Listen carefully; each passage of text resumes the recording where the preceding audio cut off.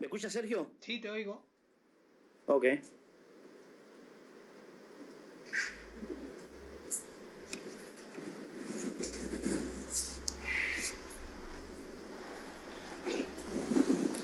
Oh, están apareciendo.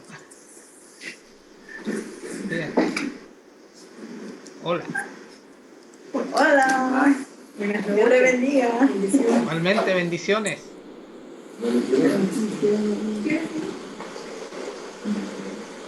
¿Qué hora es allá, maestro? ¿Qué hora es allá, Sergio? Las 0:32 del día 3 de febrero. Ya me confundí porque ustedes están todavía en el día 2. Él está en el mañana ya. Claro. Claro. ¿Dónde El está? tiempo es En relativo, Chile. ¿eh? Sí. O sea, él está en el futuro. Este Él es sí un está en el mensaje del Cairo de Dios, futuro. en el crono.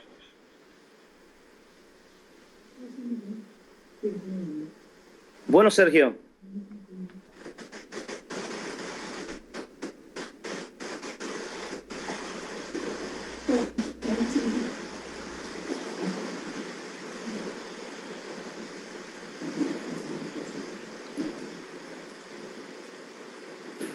Bueno, vamos a trabajar con lo que tenemos entonces. Bueno, los estudiantes acá son del programa de LAT, que es Latin American Theology Seminary de la Asamblea de Dios. Claro que es un programa interdenominacional. Ellos han cursado ya su programa de lo que es el asociado y ahora están en su licenciatura. Bueno, varios de ellos están por terminar y continuar su programa de maestría. Así que son varios hermanos, la mayoría son ministros, pastores, bueno, todos en realidad son ministros, todos están relacionados con el ministerio, en áreas pastorales o en áreas de liderazgo. Y estamos aquí ansiosos de poder participar en esta dinámica. Son las 7:30, ¿verdad? Bueno, tenemos hasta las 8:30. El 7:30, 8:30, porque ya después van al receso. Sergio, él es un historiador, es también un ministro. Él trabaja de manera muy comprometida con la educación en la iglesia local donde él está, en Quilpué, en la zona central de Chile. Es una persona con una sensibilidad para siempre mostrar a la cristiandad los temas contingentes de la vida. Tiene un compromiso con esto de reflexionar la fe, de pensar la fe y de lidiar con las preguntas del presente. Su familia es una familia muy hermosa, muy comprometida con el Señor.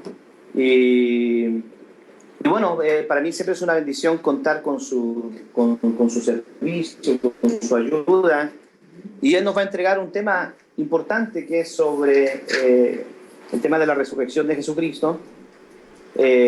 Todo lo que tiene que ver alrededor de este tema, especialmente lo que es las evidencias de la resurrección. Así que tengamos un bello momento de reflexión y bueno, gracias Sergio por esta linda oportunidad de que nos da de compartir contigo. De nada, pues. Bueno, déjame ordenarme un poco porque con esto de las fechas y días me confundí. Estaba preparado para otro tema. Pero eso se resuelve. Espérame un segundo. Déjenme abrir aquí. Bueno, me alegra mucho poder compartir con ustedes. Agradezco a Marco nuevamente la oportunidad de hacerlo. La verdad es que el poder compartir lo que el Señor nos entrega, yo sé que esto ustedes lo van a entender y compartir perfectamente, del mismo modo que se los estoy planteando. Es parte de la edificación mutua que tenemos como iglesia, ¿no? Y en este caso el tema que voy a compartir con ustedes tiene que ver también con mi formación profesional. y es un desafío porque la verdad es que, como dice, eh, como dicen varios autores, historiadores especialmente, muchas veces los historiadores especialmente eluden abordar la dimensión histórica de Jesucristo, eh, para no afectar la fe. O sea, se colocan un límite siempre al abordar la historicidad de Cristo, al cual no ingresan, aludiendo a los principios de fe, diciendo que ciertos aspectos de la verdad central de Cristo son aspectos que se explican solo por la fe y no por la dimensión histórica. Y si eso en general ocurre con, con los aspectos centrales de la vida de Cristo, con mayor razón ocurre con este aspecto específico que es la resurrección, ¿no? Porque la resurrección es especialmente compleja para los historiadores, implica varias cosas que desafían nuestra disciplina. Eh, y por otro lado, eh, también desafía la propia disciplina del historiador como disciplina, no específicamente como el tema, sino que no todos los historiadores hoy día comparten algunas de las miradas que yo voy a aplicar, porque también la propia disciplina de la historia se ha ido renovando rápidamente, se ha ido renovando más bien por las preguntas que le han hecho otras disciplinas. Voy a dar un solo ejemplo, como es cuando la economía requirió responderse a algunas preguntas que no podía responder desde su propia disciplina, como es que ciertos fenómenos económicos no los explica la teoría económica. Le hicieron preguntas a los historiadores pensando que ellos podían, dando una mirada a la historia de los fenómenos económicos, responder lo que la disciplina económica no podía responder. Y se encontraron con que los historiadores nunca se habían hecho esas preguntas, y esto renovó la disciplina de la historia, surgió la historia económica. Surgieron dos historias económicas en principio, una que hacían los economistas y otra los historiadores, y aunque parezca increíble, de la historia económica surgió la historia de las mentalidades. Y vemos entonces cómo las propias disciplinas han ido cambiando y modificándose de modo tal que se ha producido una transformación de las miradas desde la propia disciplina, abriéndose a otros modos de interpretar la historia. Por ejemplo, aceptar lo que la literatura puede entregarnos como fuente histórica, y esto no solo para la historia del arte, sino que para la historia en general. Y esto significa entonces que hoy día hay historiadores que se han quedado en ver la historia como una cuestión basada en hechos fácticos absolutamente comprobables, constatables y medibles, pero también hay historiadores que han transitado a explicar la historia desde lo que las personas piensan y cómo eso afecta la realidad. Creo que esto es fundamental decirlo antes de comenzar con el tema, porque nos va a dar un entendimiento de cómo desde la historia esto también ha cambiado, ¿no? Bueno, la resurrección de Cristo, el subtítulo que yo le colocaba a esto es si es históricamente verdadera o verosímil. Y en esto yo me baso en un historiador del mundo moderno, que es Juan Bautista Vico, que habló de la verosimilitud de los hechos históricos.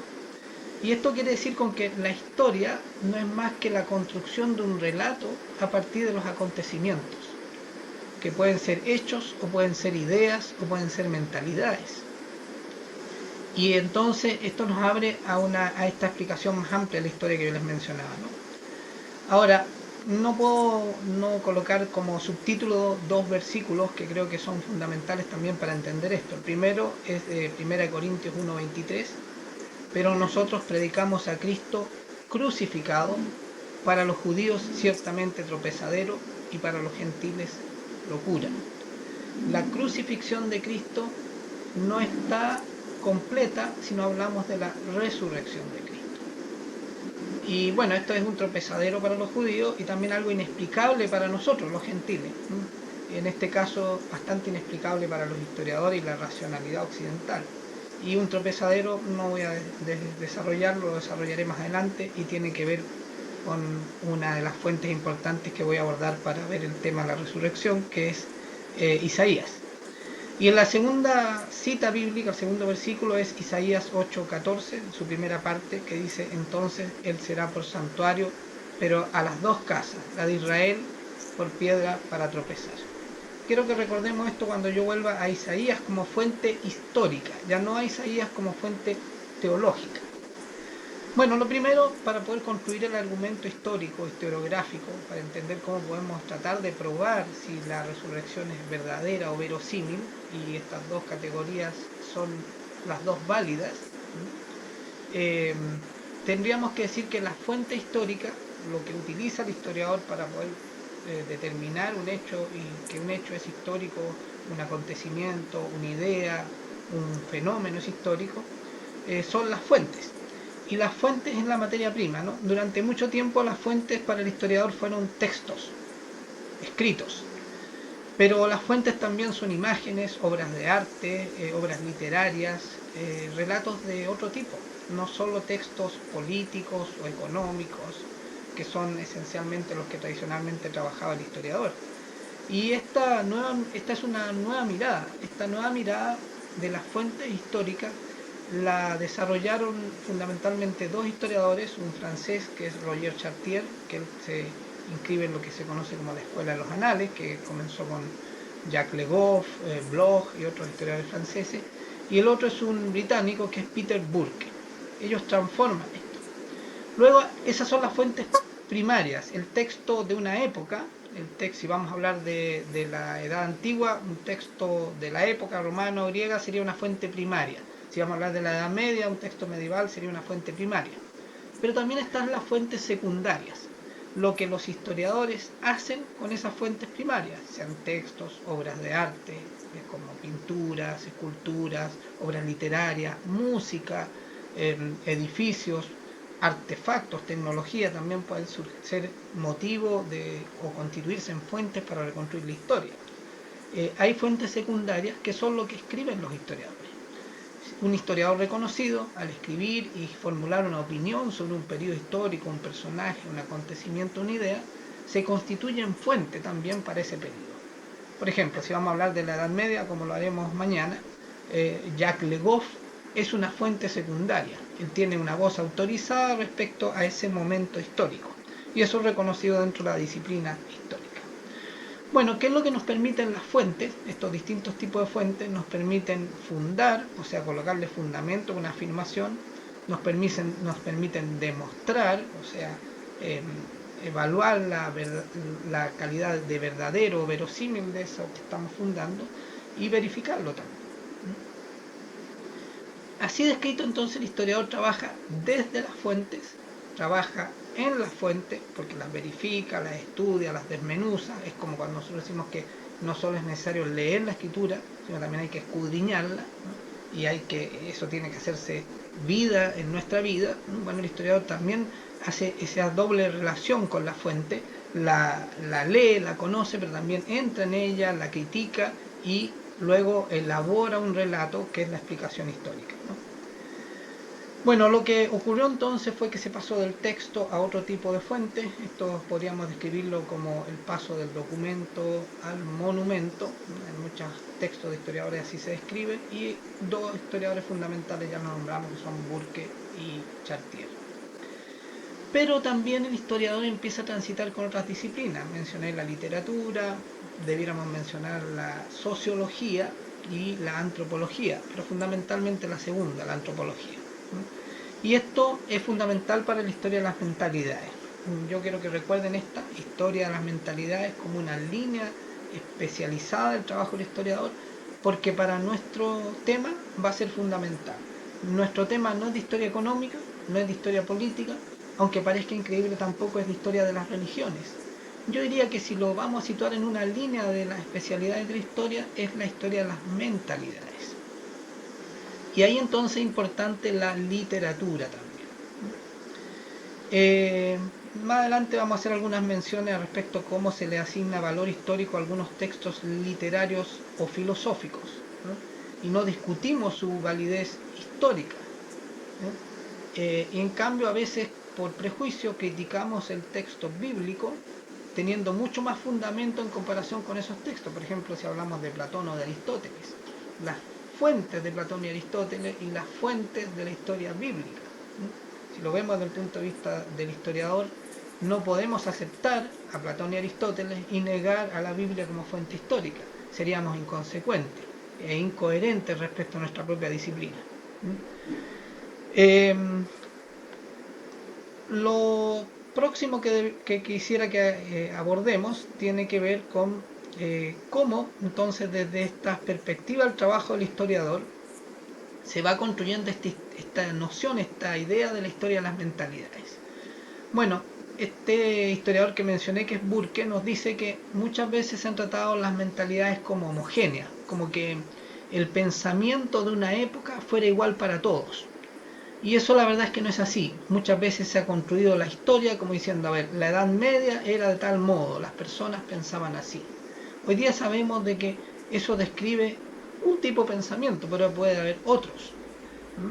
En este caso, por ejemplo, la historia oficial dirá que el cristianismo era, por ejemplo, los pre-reformadores, los grandes antecesores a la reforma de Lutero, por la historia oficial son vistos como herejes. Viceversa, si lo viéramos desde el punto de vista nuestro, ellos serían los verdaderos portadores de la verdad y los herejes serían los autores oficiales de la Iglesia Católica. Entonces, ahí vemos un ejemplo de que las mentalidades no son homogéneas, tienen que ver desde el punto de vista que lo vamos a analizar. Y ambas miradas son válidas desde su punto de vista. Nosotros después tendremos que tasar cuál es la más válida de ellas. Luego, las mentalidades varían en el tiempo. Nosotros lo sabemos perfectamente. Algunos dicen de que la verdad contenida en la Biblia hay que actualizarla según las épocas, y en algunos contextos teológicos eso pudiera ser aceptado así. Nosotros, en estricto rigor, y al menos esa es mi opinión, y creo que también la de Marco, y me imagino que por tanto la de ustedes, es que lo que dice la Biblia no es contextualizable a los tiempos en un sentido profundo, en su sentido esencial. Sí puede serlo en términos de la aplicación de ello y de cómo nos apropiamos de ello para llegar a ese sentido profundo, pero en ese sentido no hay una variación en el tiempo de esta mentalidad. Por lo tanto, no es aplicable el evolucionismo a las ideas, ¿no?, que es uno del planteamiento de la historia de las mentalidades. En eso nosotros no estaríamos de acuerdo, ¿no? La transdisciplinariedad también entonces va a ser importante, porque aquí estamos hablando, y para nosotros no es menor este tema, estamos hablando de la palabra. Vamos a volver a la fuente tradicional, que es la fuente escrita, ¿no? Si es importante para el historiador, para nosotros es mucho más importante.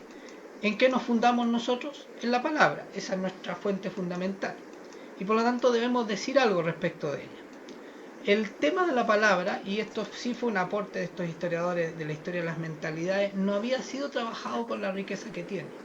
Los historiadores tradicionales iban a una fuente histórica, tomaban un texto, un libro, y trabajaban lo que decía el texto. Pero no se preguntaban, por ejemplo, quién lo había escrito, cuándo lo había escrito, dónde lo había escrito, para quién lo había escrito, si es que era o no era una traducción. Y esto entonces empezó a plantear que los historiadores habíamos hecho, o los historiadores tradicionales habían hecho un uso pobre del texto como fuente. Para nosotros esto es bien importante, porque la palabra a nosotros no llega en su idioma original, llega en una traducción, y entonces esto nos plantea también la necesidad de ir a ese significado original para entender lo que realmente nos dice el texto. Y entender también de que en la fuente del cristianismo se conjugan al menos 3 lenguas, como son el hebreo, el griego y el arameo. Y entonces esto nos obliga a tener, hacer un uso para el análisis de la fuente, un uso mucho más estricto de ese significado original. Todo esto son consideraciones previas de entrar a evaluar lo que nos van a decir las fuentes, ¿no? También tiene que ver con el tema de la noción de historia. Nosotros podríamos hablar de distintos periodos de la historia, de cómo el cristianismo se desarrolla desde la antigüedad a la Edad Media, y así van habiendo distintos entendimientos de lo que significa, en este caso, la resurrección, pero nosotros sabemos que esa noción de periodos de tiempo es una construcción teórica del hombre. En realidad todos estos tiempos tienen que ver con un solo tiempo. ¿Por qué digo esto? Porque un aspecto central de la disciplina de la historia, uno de sus ejes centrales es el tiempo. La historia se construye en un tiempo y un lugar. Los hechos, las ideas, las mentalidades ocurren en un tiempo y un lugar. Pero nosotros tenemos que movernos en un doble significado de esto. Todo lo que habla de los conceptos centrales del cristianismo, si bien están inscritos en un tiempo humano, su sentido esencial no está determinado por ese tiempo humano. Entonces aquí debemos distinguir tres tipos de tiempo. El tiempo cronos, que es el que usa el historiador. El tiempo, el aion, que es el tiempo, las grandes eras. Cuando en Romanos dice no os acomodéis al presente siglo, no debemos entender siglo como 100 años. Siglo primero, siglo segundo, siglo tercero, sino que tendremos que entenderlo como todo el tiempo que va desde la ascensión de Cristo hasta hoy. Ese es el segundo tiempo, de los aiones, el tiempo cronos, el tiempo de los aiones o las grandes eras. Y el tercer tiempo es el tiempo kairos, el tiempo propicio de Dios. Si vamos a entender como historiador, y hablando del tema cristiano, incluso aunque no fuéramos cristianos, si vamos a hacer una historia de las mentalidades en sentido serio y estricto, no podemos dejar de lado estos tres conceptos de tiempo para entender cómo se mueven los conceptos cristianos dentro de la historia. Y lo otro, bueno, es el espacio. En eso no hay diferencia porque ahí la noción de espacio es una sola. Bueno, vamos a las fuentes fundamentales. Vamos a ver qué fuentes nos podrían hablar de la resurrección de Cristo. Si vamos a ir a fuentes escritas, ¿cuál es la autoridad de qué fuentes tienen autoridad para hablarnos de este tema? La primera fuente, y la que realmente a mí me fascina más, creo que es la más sorprendente, es el libro de Isaías. Específicamente estamos hablando de Isaías 52:13 al 53:12. John MacArthur nos dice que los evangelios en realidad son 5, porque él afirma que el primer evangelio es Isaías 52:13 a 53:12, porque nos habla de Jesucristo. Indudablemente no podemos inventar en esto, tenemos que ser muy precisos y decir de que en ninguna parte de estos versículos dice Cristo. Pero si uno lee el relato que hay allí, indudablemente estos versículos hablan de lo que ocurrió con Cristo. Y lo que ocurrió con Cristo, la verdad es que ningún historiador hoy día lo niega. Podríamos entrar a discutir si Cristo era un Dios, era Dios y hombre, o era solo hombre, o era... Podrían haber distintas versiones, pero los historiadores, ningún historiador serio, niega la existencia de Cristo como un personaje histórico. Por lo tanto, tenemos este personaje histórico, independiente que creamos si es o no es Dios, y lo comparamos con un relato, que es el de Isaías, y coincide. Aunque no se menciona el nombre, lo que allí se habla coincide con lo que ocurre con un personaje que históricamente es reconocido, que tiene por nombre Cristo. ¿Cuál es lo increíble de esto? De que el texto de Isaías fue escrito 750 años antes de que este personaje histórico cumpliera los hechos históricos que ningún historiador puede negar. Y eso entonces ya es un problema para el historiador, porque nos encontramos frente a una fuente datada con todos los medios científicos que puede ser datado, un texto, un papiro en este caso, datado con carbono, que es anterior a los hechos que relata. Bueno, ahí vendrá cómo el historiador explicará esto, cómo explica esto de que tiene una evidencia textual que es anterior a los hechos que relata. No hay realmente ningún texto datado en 750 años. Nosotros decimos 750 años porque es la fecha en que fue escrito. Sabemos que 750 años antes de Cristo Isaías escribió este texto, pero no tenemos ningún papiro que tenga esa datación. Sí se descubrió en las cuevas de Qumran un papiro que tiene más de 100 años de antigüedad, de anterioridad a Cristo, que nos deja en la misma posición que ya mencionaba. O sea, una fuente anterior a los hechos que relata. Bueno, como anécdota complementaria, para los rabinos no es ninguna anécdota, así lo menciona de hecho MacArthur, dice que estos versículos de Isaías son la sala de tortura de los rabinos, porque indudablemente los rabinos no van a negar la autoridad de este texto de Isaías, pero al mismo tiempo les plantea el relato de ese Mesías que ellos no aceptan como tal. Por lo tanto, tienen que ver cómo explicar de qué habla y de quién habla Isaías. Y desde ese punto de vista, ya no solo en lo histórico, sino que también aquí en lo teológico, este texto es un texto muy importante que nos plantea cuestionamientos serios a quien quiera abordar la historicidad de Cristo, sea desde el punto de vista de la teología del judaísmo o desde la religión judía o desde la disciplina de la historia. Bueno, una fuente entonces fundamental son los manuscritos del Mar Muerto en las cuevas de Qumran, que fueron descubiertos en el año 1900, entre el 1946 y el 58. Ya tenemos una fuente entonces. Una segunda fuente, para poder hacer una lectura contextualizada a lo anterior, es el versículo 10 del capítulo 53 de este libro de Isaías, en el cual se hace una relación clara de la resurrección. Ahora, esto lo encontramos, por ejemplo, cómo se va traduciendo después en la Septuaginta, en el Tanaj hebreo, y allí estamos viendo un fenómeno que historiadores como Chartier describieron, le pusieron el nombre de la recepción. Un hecho histórico puede estar relatado en un texto, pero ese texto después va siendo recibido por el historiador que construye el relato, la explicación de esos hechos, y su interpretación va a quedar contenida en la recepción del texto. A nosotros puede llegar la recepción, por eso tenemos que hacer un análisis crítico de lo que dice el relato, construido por un historiador o no, y lo que dice la fuente. Y vemos que en las propias fuentes del cristianismo se van constituyendo versiones de esos hechos, según la interpretación, ¿no? Bueno, la otra fuente, indudablemente, la otra fuente de la resurrección son los evangelios sinópticos, Mateo, Marcos, Lucas, y el evangelio de orden más teológico como es Juan. Los evangelios también son fuentes reconocibles por los historiadores.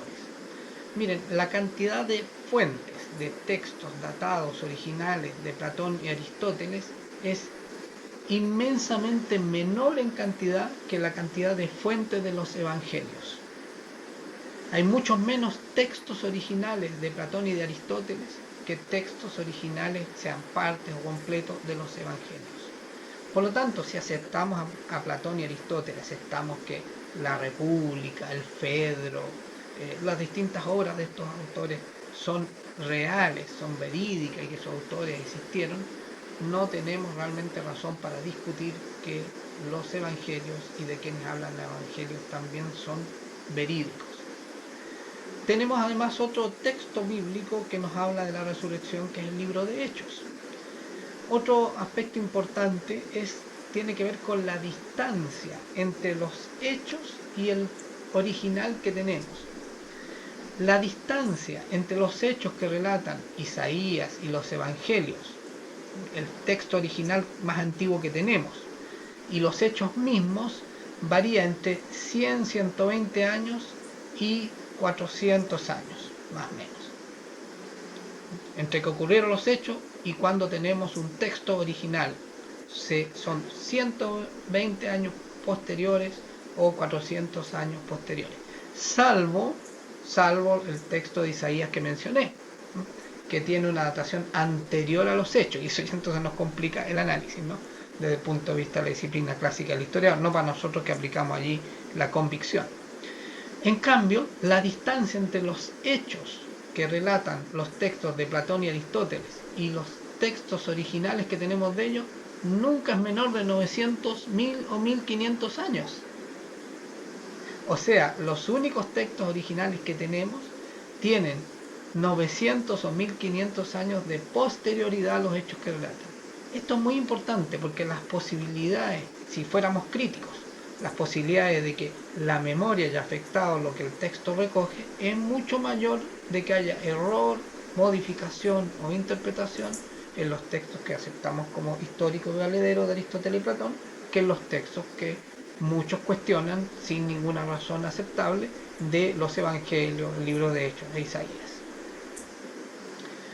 Esto es muy importante porque realmente nos funda un argumento respecto al relato. Luego podríamos cuestionar que lo que está allí relatado es imaginación, podría cuestionarse lo que dice, pero la verdad es que para eso tendríamos que contrastar con otras fuentes. Y eso también, si aplicamos ese criterio de la metodología del historiador, tampoco resiste la aplicación de ese criterio la revisión crítica de las fuentes de los evangelios, el libro de Hechos e Isaías. Una pregunta que podríamos hacernos es si las palabras de Jesús en los evangelios son versión original o invención. Ahí yo les invito a que busquen a Darrell Bock. Él es un autor que ha escrito, precisamente tiene un artículo sobre este tema. No me voy a extender yo en ello. Podríamos entonces, uno de los cuestionamientos que se podría levantar sobre la autenticidad de estos textos tiene que ver con que si lo que allí dice que dijo Cristo o lo que dice que dijo Marcos, Mateo, Lucas, Juan, realmente es lo que dijeron. Allí hay un análisis respecto a eso. Esto es a lo que me refiero cuando se hace un análisis crítico de la fuente.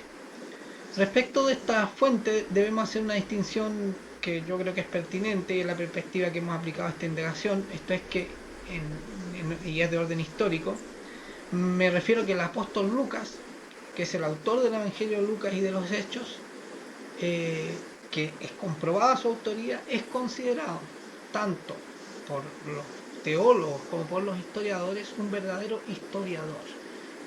Cómo construye su texto Lucas lo hace como un historiador. Él lo dice de hecho en cada uno de los textos. Cuando inicia el libro de Hechos dice: este libro continúa al anterior y estas historias han sido contadas, pero yo las he querido contar nuevamente. Para esto he ido a las fuentes, he interrogado personas, he visitado lugares. O sea, podemos ver de que entre los autores del texto bíblico también tenemos a un autor que actúa como historiador, o sea, aborda su tarea de relatar los hechos como lo haría un historiador. Y esto no es menor, ¿no? Hay un libro muy importante para poder echar mano en este tema de tratar de probar la veracidad histórica de la resurrección, que es el texto de Lee Strobel, El caso de Cristo. Allí él hace una descripción de Lucas como periodista del primer siglo, pero en realidad nosotros, al revisar cómo él se comporta en su construcción del relato, podemos afirmar a ciencia cierta que lo hace no solo como un periodista, sino que también como un historiador. Aunque Strobel lo califica de periodista, nosotros lo podemos calificar como tal, como un historiador. En la versión Nueva Traducción Viviente, que es una versión que me gusta tanto como la Reina Valera me gusta por su liricidad, pero la Nueva Traducción Viviente por su precisión. Igual podemos complementarlas ambas. Dice que el relato de los hechos consigna la historia de las cosas. En griego dice diégesis, y esto es relato. Pero ya vimos que desde la especialidad de la disciplina de historia, que es la historia de las mentalidades, la historia se concibe como un relato. Entonces, cuando decimos que esto es un relato, no estamos hablando de literatura, estamos hablando en este caso de historia, porque es el relato de los hechos. Y como dije, ambos textos, tanto el Evangelio de Lucas como Hechos, tienen una unidad. Dice, cuando decía antes, mencionaba esta parte del versículo, dice: en mi primer libro te relaté. Él mismo lo reconoce como un relato, todo lo que Jesús comenzó a hacer y a enseñar. Bueno, respecto a la fidelidad histórica de Lucas, Pablo Díaz, en Credibilidad de la obra de Lucas, en el contexto de la historiografía helenística, cuando tengan ustedes el texto van a poder acceder también a estos textos que yo menciono. En el archivo en PDF están las links para poder recurrir también a esos textos específicos si los quieren revisar. Otro criterio que podríamos aplicar es cuando existe un testigo inverosímil de los hechos. O sea, cuando alguien da testimonio de los hechos y todo indicaría que esa persona debiera en realidad dar testimonio de lo contrario. O sea, cuando alguien increíble dice que algo es cierto, eso nos ayuda a fundar que lo que se está relatando es verdadero. ¿Cuál es nuestro testigo inverosímil? El apóstol Pablo. Porque todos los hechos conocidos y acreditados históricamente en la vida de Pablo indican de que él era un adversario del cristianismo. Por lo tanto, cuando Pablo afirma lo que afirma del cristianismo, se convierte en lo que todo historiador y buen investigador, incluso los investigadores policiales hacen de historiador, de pequeñas historias, de historias mínimas quizás. Hoy día se habla de la microhistoria, ¿no? Las historias de personas, no de hechos, grandes hechos de sociedades.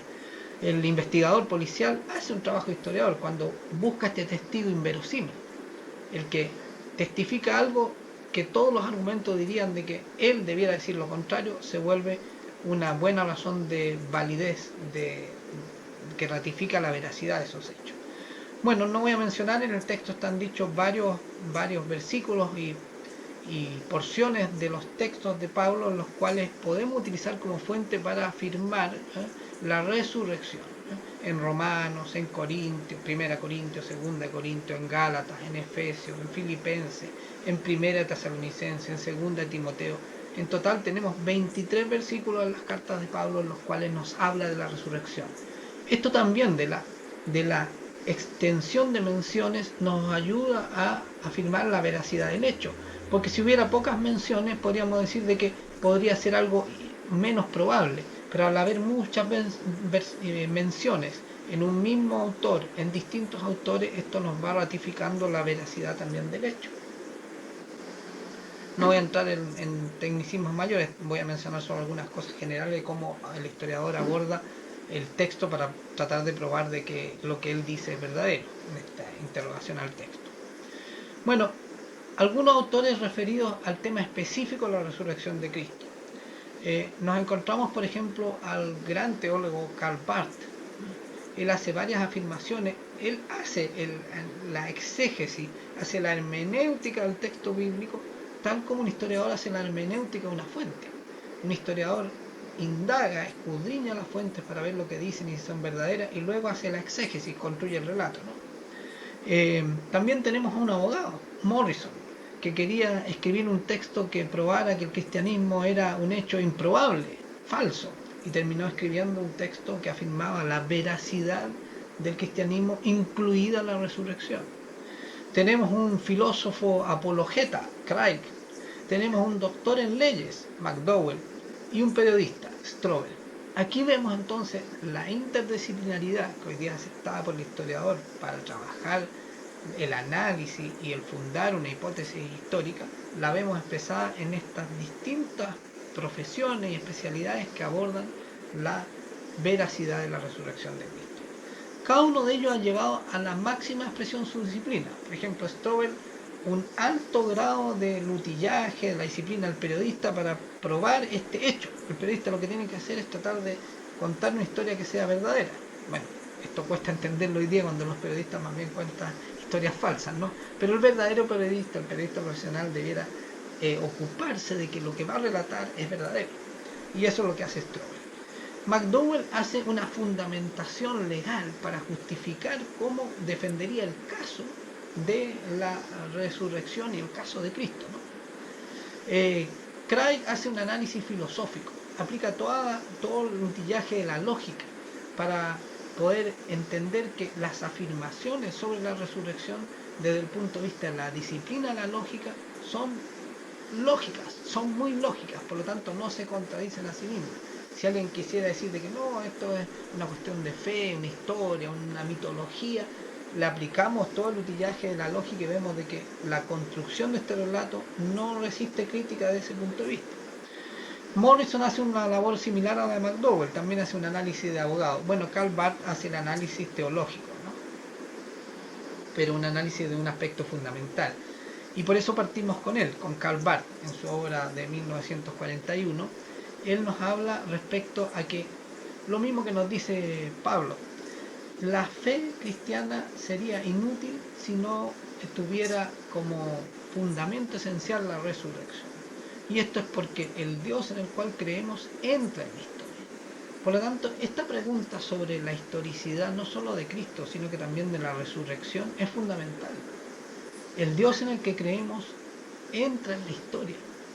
Esto es lo que Barth habla respecto a la kenosis. Hay otros autores que más bien están en el campo de la filosofía posmoderna, que utilizan la misma kenosis para relativizar la divinidad, ¿no? Hablan casi de un vaciamiento completo, donde la divinidad queda aislada y la humanidad, y casi el relato en este caso es de maravilla, de admiración por toda la mentalidad, la filosofía, el cristianismo, pero vaciándolo del componente divino. En el caso de Barth no, habla de la kenosis como algo completo.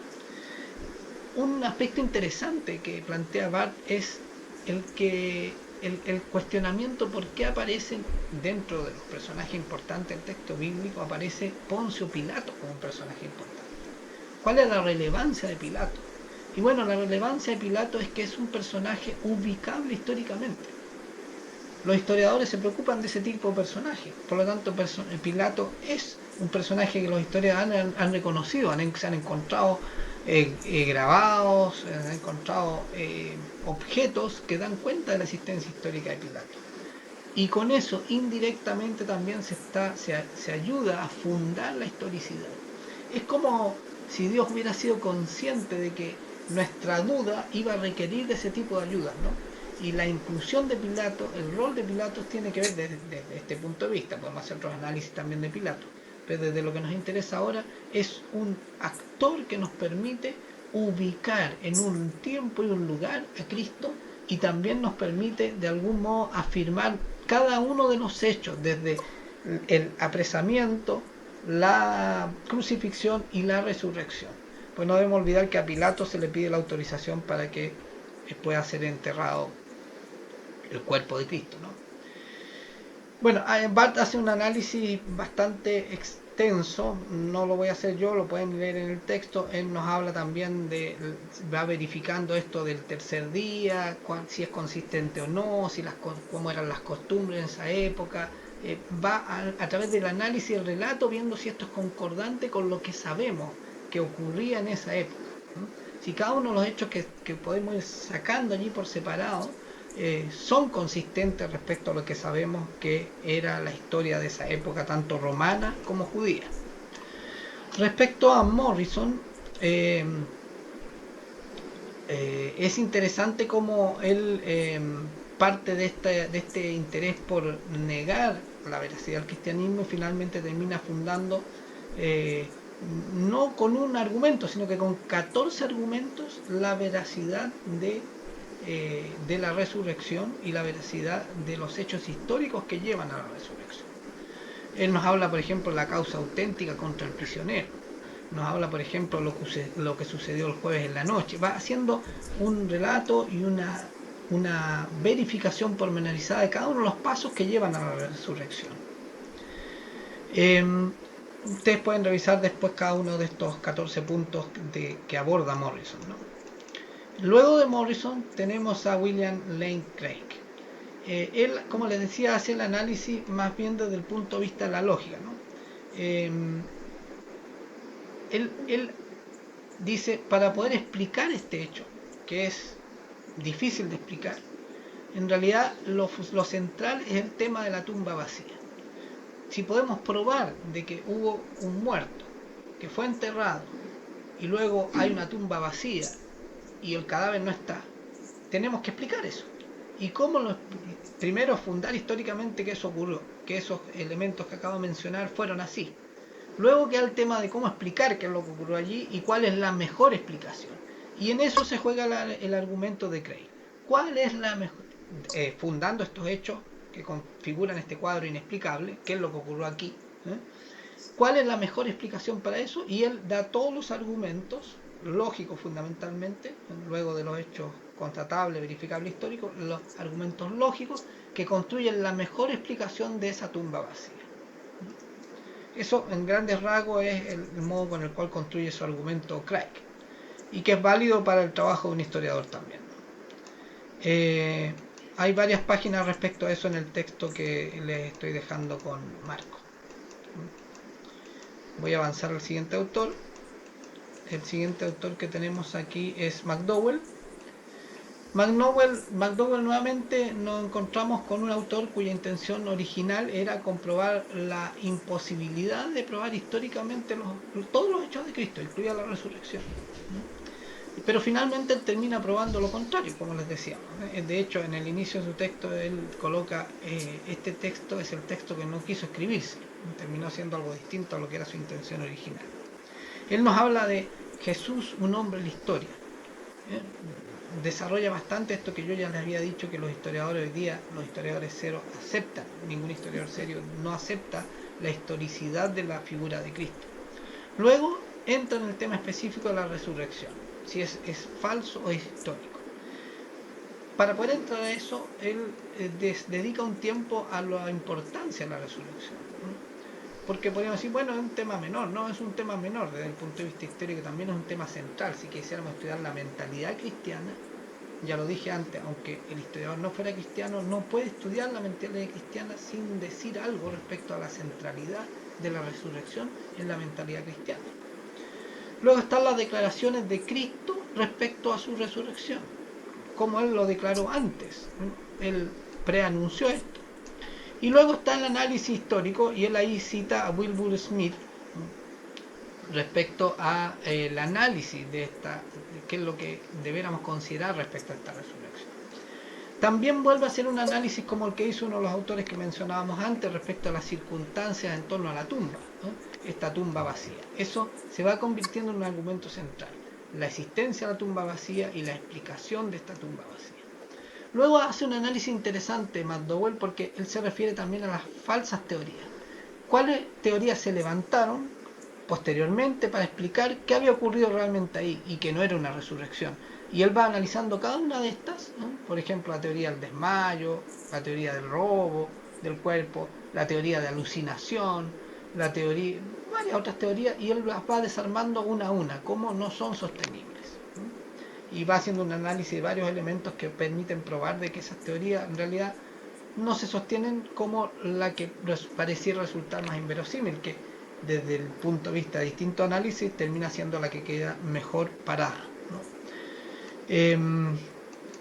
Luego tenemos, después de McDowell, tenemos McDowell, su primer texto lo publicó el año 93 y él publicó el año 2004 una edición actualizada. Es bien interesante esto, porque en el primer texto echó mano a un conjunto de fuentes, pero en el segundo texto amplió esas fuentes. Por ejemplo, él trabaja, en el primer texto no trabajó autoridades seculares, o sea, autores que no sean religiosos, por decirlo así, que hablan de Cristo. En el texto del 2004 sí los trabajó. Tácito, Luciano Samoza, Suetonio, Plinio, Talos, Flegón y otros. En el texto 93 tampoco trabajó fuentes judías, como el Talmud y Flavio Josefo. En el 2004 las trabajó. En cambio, en ambos textos trabajó fuentes cristianas, pero agregó nuevas fuentes cristianas en el del 2004. Amplió el cuerpo de fuentes cristianas para fundar su juicio sobre la historicidad de Cristo y la resurrección. Y luego, en el texto del 2004, agregó otras fuentes históricas adicionales, como Trajano, Macrobio, Séneca y otros tantos más. Entonces, a la vuelta de estos años, este autor enriqueció el cuerpo de fuentes con el cual él funda su juicio y, por lo tanto, hace más sólido las afirmaciones que tenía. Hay algunas imágenes de algunos capítulos relevantes, no me voy a extender en ello porque si no, no voy a alcanzar a terminar el tema. Lo pueden ver en el texto que ya he mencionado. Luego tenemos a Strobel, finalmente este periodista que propone realizar una investigación exhaustiva. Y él es interesante porque parte relatando un caso en el cual había un juicio hecho, había una opinión hecha en base a las pruebas, y este caso se reabre y se vuelven a interpretar las pruebas y el veredicto final es distinto. Uno de los textos que hemos mencionado se titula Evidencia que exige veredicto. ¿Cuáles son las evidencias que nos permiten afirmar que Cristo es histórico y que la resurrección es histórica?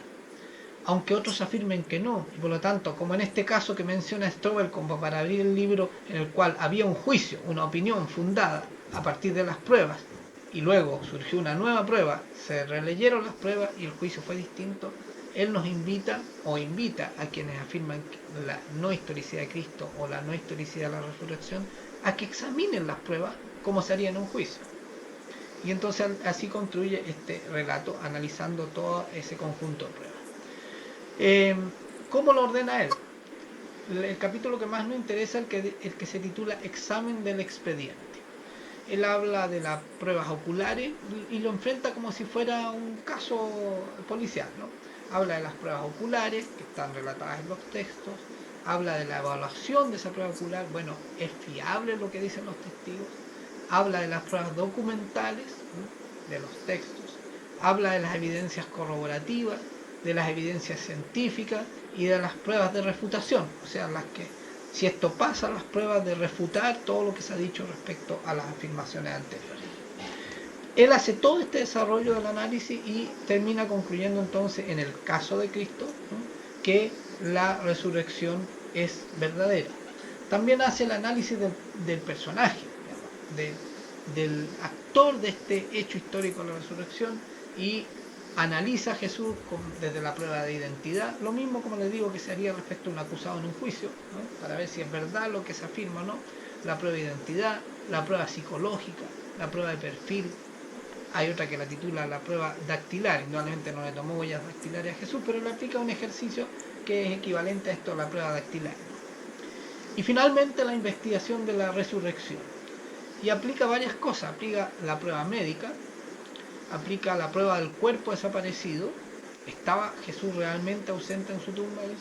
La prueba de las apariciones, ¿se vio a Jesús vivo después de su muerte en la cruz efectivamente? ¿Cómo son estos relatos? ¿Son coincidentes?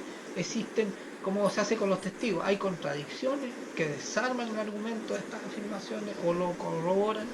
Y la prueba circunstancial. ¿Hay otros hechos circunstanciales que respalden la resurrección? Que por el mismo hecho de ser circunstanciales no son premeditados, por lo tanto reafirman la veracidad del hecho de la resurrección. Interesante el análisis que plantea Strobel, y vemos aquí entonces cómo distintas perspectivas disciplinarias van desmenuzando cada uno de los elementos que nos llevan a tratar de responder este hecho, una tumba vacía. ¿Cuál es la mejor explicación? Bueno, aquí se aborda en varios elementos. En otro autor que es J.P. Moreland, él nos habla, por ejemplo, de hechos que comprueban que las afirmaciones que hicieron algunos de estos autores que están recogidos en el texto bíblico deben haber sido verídicas, porque ¿por qué habrían muerto los discípulos afirmando sus creencias si esto fuera falso? ¿Es mero fanatismo? Y analiza ese tema, ¿no? Luego, ¿por qué se dio la conversión de escépticos? ¿Por qué personas que no creían se convirtieron, siendo central el tema de la resurrección, si esto fuera falso? Estas conversiones fueron próximas a los hechos. Si los hechos hubieran sido falsos, hubiera sido fácil probar que eran falsos y no hubieran existido estas conversiones. ¿Cómo se produjeron cambios importantes en las estructuras sociales de la época, también producto de este hecho histórico? Y así va analizando una serie de elementos que no son explicables de otra manera, sino es que la resurrección efectivamente aconteció. Para ir terminando, respecto a los argumentos generales de todos los autores que revisamos, son 4 los argumentos base, generales. Estos 4 argumentos los tienen todos los autores que he mencionado. El primero es que Cristo existió históricamente. El segundo argumento básico es la fidelidad de las palabras de Cristo y de los evangelios. Lo que se dice que dijo Cristo y lo que dicen los evangelios es fidedigno. El tercer elemento cierto son los hechos del arresto y juicio. Está comprobado que Cristo fue arrestado y fue enjuiciado. Y el cuarto elemento son los hechos de su muerte y entierro. Estos elementos están en todos los autores como argumentos. Los argumentos particulares. Karl Barth entrega un argumento que podríamos enunciar como que Cristo indica la historicidad de Dios en la fe cristiana. Por lo tanto, uno de los aspectos centrales de Cristo es su historicidad, y eso nos obliga a preguntarnos sobre esa historicidad en la que nos. El segundo argumento de Barth es que la resurrección es esencial a la fe cristiana y por lo tanto implica su esencial historicidad. ¿Por qué? Por el argumento anterior. Si Cristo nos plantea la historicidad del Dios en el que creemos, la resurrección no puede no ser histórica, porque si no lo anterior también sería falso. Y esto en términos de la historia de la mentalidad es así. La mentalidad cristiana no decayó, no palideció, no se redujo, no es una secta pequeña aislada, sino que es algo que ha ido creciendo sistemáticamente a lo largo de la historia. Por lo tanto, podríamos explicarlo teológicamente o no, la mentalidad es poderosa y verdadera como tal. Solo como mentalidad ya tiene que ser reconocida históricamente. Y no puede estar exenta a estos dos elementos, porque como son esenciales a esa mentalidad. Luego Morrison nos habla de las dificultades probatorias de la alta crítica y de la ciencia de los milagros, donde se hace un cuestionamiento a quienes cuestionan esta historicidad. Luego hace una indagación profunda hermenéutica del texto, ¿no? Desde su campo disciplinario, que es el judicial, interroga a los testigos, interroga a los hechos, tal como lo va a hacer McDowell, para establecer la mejor explicación, la más completa de esos hechos. Plantea el tema de la tumba vacía como un hecho histórico que requiere explicación. Aunque no avancemos, la explicación es un hecho histórico, fehaciente, que requiere una explicación. Tiene que ser explicado. Hay varias explicaciones. La pregunta es cuál es la mejor, cuál es la más sólida. Luego plantea el hecho de las apariciones de Cristo. Si no hubiera resucitado, ¿cómo están estas apariciones? ¿Las apariciones son un hecho corroborable o no? Y la inclusión de Pablo como este testigo improbable, ¿no? Como fuente del relato de la resurrección, lo cual también está en Craig y en McDowell. Luego se van enunciando aquí cuáles son los argumentos de Craig, cuáles son los argumentos de McDowell, los argumentos específicos de Strobel. Algunos de ellos están también cruzados con algunos de otros autores, pero no son de todos. Esto lo pueden leer en el texto y ver entonces cómo a partir de este conjunto de autores podemos, con una base muy sólida de argumentos, afirmar que la probabilidad de la veracidad histórica de la resurrección es mucho más alta que la improbabilidad. Por lo tanto, desde el punto de vista lógico, desde el punto de vista histórico, desde el punto de vista legal, desde el punto de vista periodístico, lo más razonable es aceptar la historicidad de esa resurrección y lo menos razonable es no aceptar la historicidad de esa resurrección. Quisiera terminar con una sección final que la titulé La apropiación o de la razón suficiente. En esta parte final tiene que ver con la citación disciplinaria inicial, ¿no? La del historiador, y con la presentación de las fuentes. Dice, las primeras ya han sido planteadas. Al final de la segunda parte, la que acabo de mencionar, al momento de hacer un resumen de los planteamientos de las fuentes primarias, los evangelios, las cartas de Pablo, y la secundaria, los 5 autores que yo mencioné.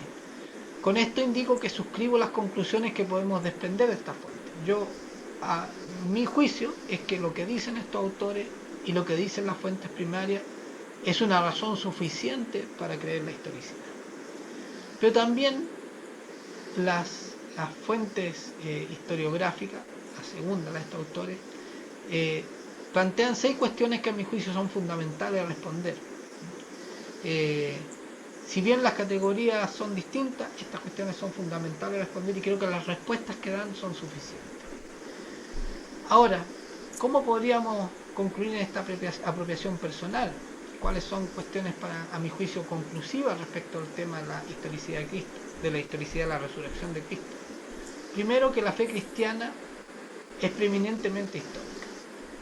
Y eso es en Cristo, no es en otro. Es en Cristo. Bátimo es el autor posmoderno que cuestiona esto.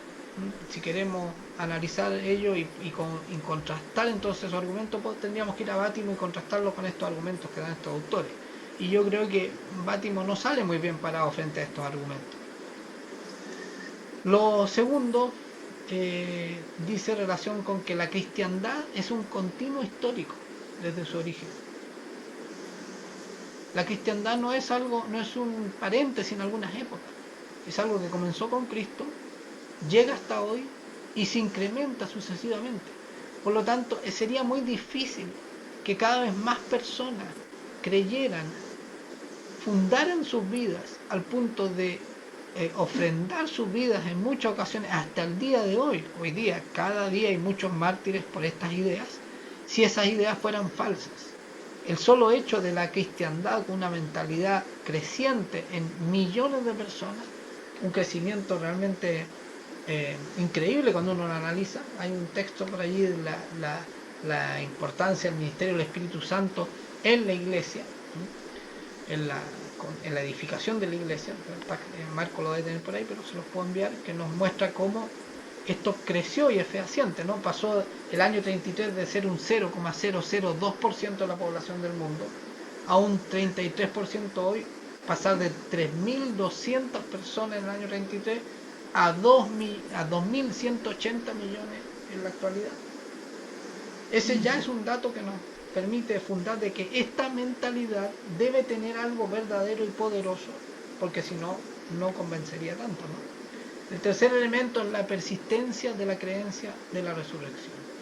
El cristianismo no dejó de creer en la resurrección. El cristianismo no tuvo una época en la que creyó en la resurrección y después dejó de creerlo. La resurrección es central en la mentalidad, en el pensamiento, en la vida, en las formas individuales, institucionales, históricas, sociales, culturales del cristianismo. Sin hablar de los aspectos teológicos, para no entrar en un aspecto que podrían cuestionar los historiadores, ¿no? Y cuarto, la firmeza del testimonio como martureo en la creencia de la resurrección. No son pocos, son miles, son muchísimos los que han muerto por esta creencia. No es solo entonces un discurso de un salón académico, no es solo un texto de lectura grata, de velador, sino que es una cuestión de vida o muerte, no de algunos personajes, sino que de muchos testigos que han llegado al martirio por esta creencia. ¿Cómo valdría la pena morir si no fuera porque hay resurrección y porque hay esa vida eterna garantizada en la resurrección? No me voy a extender en esto, yo creo que eso ya es suficiente, pero sí debo mencionar el último argumento. Todo lo anterior tiene que ver con la macrohistoria, con la mirada de la gran historia, la que escriben los historiadores, la que es válida para todos. Pero finalmente yo diría que hay otra razón suficiente, y esa es la microhistoria. Mi historia, la de Sergio Salamó, la microhistoria de cada uno de ustedes, porque Cristo y la verdad de la resurrección se hace verdadera también en esa microhistoria. Y hoy día la disciplina de la historia reconoce como válida la microhistoria, la historia de las personas individuales. Hay un historiador bastante famoso, Carlos Ginzburg, un latinoamericano, que escribe la historia de un fabricante de quesos en la Francia del siglo XVIII. Y hoy día es válido la disciplina de historia hacer historia de un personaje minúsculo y de lo que ocurre con esa persona en un punto perdido del tiempo y del espacio. Por lo tanto, la microhistoria hoy día es reconocida también por la historia, y nosotros mismos somos testimonio de esa verdad. Y por último, creo que el argumento que tengo que volver sobre él, el que más me fascina, es el texto, la fuente histórica innegable de Isaías, que además es previa, es profética, porque relata unos acontecimientos antes de que ocurrieran. Creo que hay suficientes y macizos argumentos para afirmar esta veracidad, y no solo la verosimilitud, o sea, que parece verdadero, es tan fuerte los argumentos que llegan a parecer verdaderos, sino que es tan fuerte, profundo y extenso los argumentos y los elementos que fundan esta convicción, que es verdadero y no solo parece ser. Eso, Marco. Excelente. Muchas gracias. Nos contamos con muchos minutos, ya que ya nos alcanzó la hora, pero si hay alguna pregunta, algún comentario que quisieran hacerle a Sergio, algún alcance.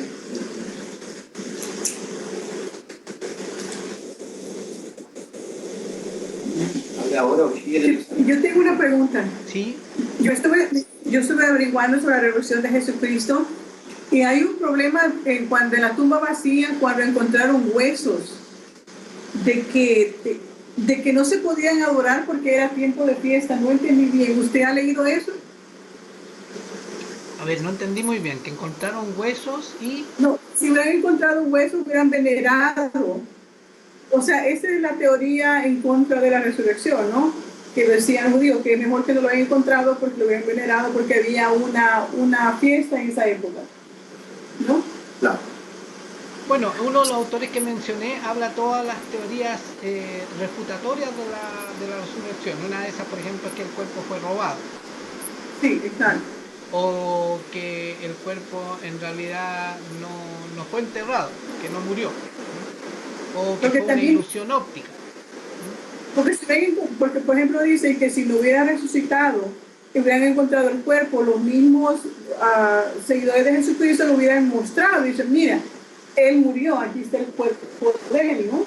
Sí. Eso son, yo estoy leyendo muchas historias en contra de eso. Pero lo que me llama más atención es cómo en la tumba vacía es el punto clave de la resurrección de Jesucristo. Claro, claro. Bueno, es el punto clave, pero en un entramado de otros hechos. Porque la tumba vacía, sin los otros hechos no sería nada.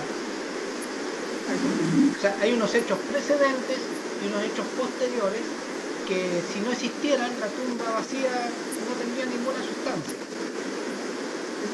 Este tipo de explicaciones serían fáciles de aceptar o ineludibles incluso aceptar si no existieran los hechos previos y posteriores. Hay otra pregunta, Sergio, sobre cuando hablabas sobre la porción de la resurrección, dijiste que era un relato.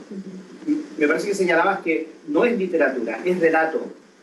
Ese énfasis hace una diferencia grande entonces en el escrito, que no sea literatura sino que sea relato. Podemos aceptar los dos con una validez histórica. O sea, hoy día es posible hacer historia desde un relato literario. Lo voy a explicar del siguiente modo. Salgámonos del contexto de la fe. Hoy día hay suficientes autores, que ni siquiera son historiadores, que afirman, desde, por ejemplo, de la biología, de la filosofía, de la neurobiología, que el lenguaje construye realidades. Hoy día es científicamente aceptable, entendiendo científicamente de distintas disciplinas, que la realidad no solo lo constatamos, lo físico, sino que la realidad humana tiene una fuerte componente subjetiva, intangible. Por lo tanto, un relato literario podría constituir una realidad.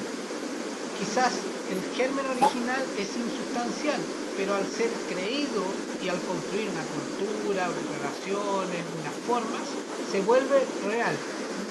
Y entonces, incluso del campo no de la fe, se acepta hoy día fuertemente que la palabra construye realidad. Voy a nombrar unos autores chilenos que son reconocidos por cierto nivel mundial. Humberto Maturana, Fernando Flores, Rafael Echeverría. Fernando Flores de hecho asesoró durante mucho tiempo a Slim, el dueño de uno de los mayores millonarios del mundo, este mexicano, y sus asesorías tienen que ver con que el lenguaje construye realidad. Entonces, el que algo sea literatura hoy día no significa que sea ficción y falso, pero en este caso el texto no es literatura, sino que es un relato. El relato puede parecer que tiene un estilo literario, pero en realidad está refiriendo unos hechos efectivos que ocurrieron. Interesante. ¿Alguien más, muchachos? ¿Una pregunta o un comentario? Palabra de agradecimiento. Bueno, muchas gracias, Sergio. Sabemos de que es una hora ahí para nosotros temprano, pero para ti ya estás en el mañana. Sí. Ya estás en el día martes. ¿Y qué horas son allá? ¿Qué horas son?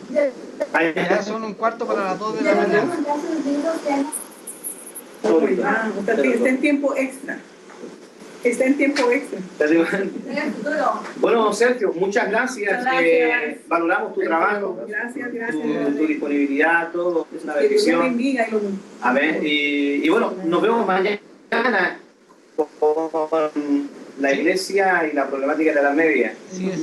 Que tenemos otro curso que estamos viendo. Entonces Bueno, quiero compartirle algo. Cuando Marco me desafió a escribir sobre la historicidad de la resurrección, la verdad es que me asustó un poco porque me llevó a mi campo profesional y en principio uno dice, esto es difícil. Y de hecho yo me planteé conversar el texto, enviarle el texto y conversarlo con personas que fueron mis profesores.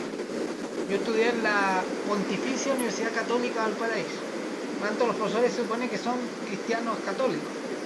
Y les envié el texto y ninguno de estos tres historiadores, uno de ellos es Premio Nacional de Historia en nuestro país, el otro es doctor en Historia de la Universidad de Mainz en Alemania, el otro es doctor en Historia de la Universidad de Pisa en Italia, el que es Premio Nacional es doctor en Historia de la Universidad de París, fue atraído a Chile Roger Chartier.